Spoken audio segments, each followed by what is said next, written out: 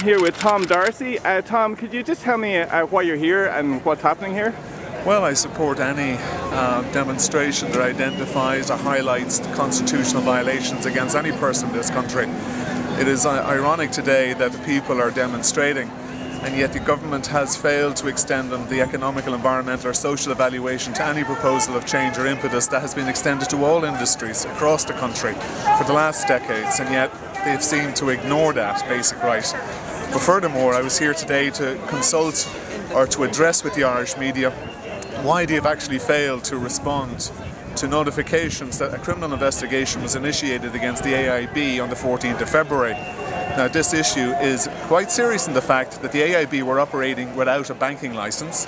It was irrefutably proven in front of Judge Elizabeth Dunn in the High Court on the 21st of January this year, and she directed me to go to An Garda Síochána. So we have the courts of this country directing me to go to An Garda Síochána, and the Irish media won't report it.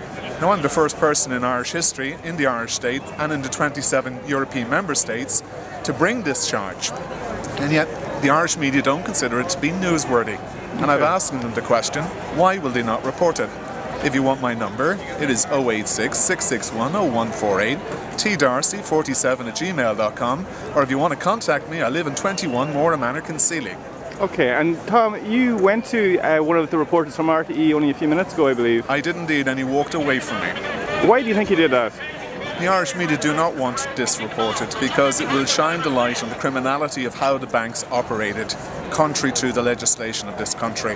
And ironically, Minister Noonan responded in questions to Pearse Doherty. He admitted openly in the Dáil that the IRBC had no banking licence.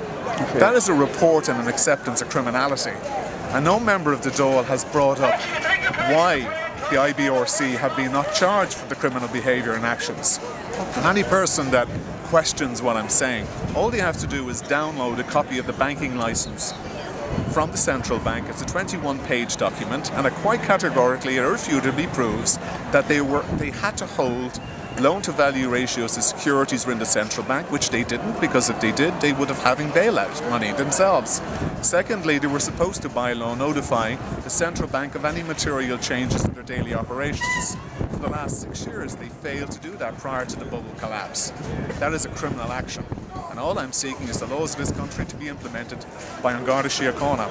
Ironically, as an exercise, outside the Pint Depot, the O2, I stood pretending to be selling hats. Within 5 minutes, An Garda Síochána came up and told me I needed a licence to do that.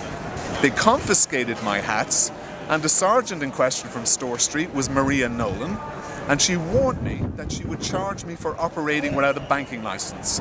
As the fact that Maria Nolan from Store Street governs the Irish Financial Centre, I request her to go into the Irish Financial Centre and charge those who are operating without a banking licence on criminal actions.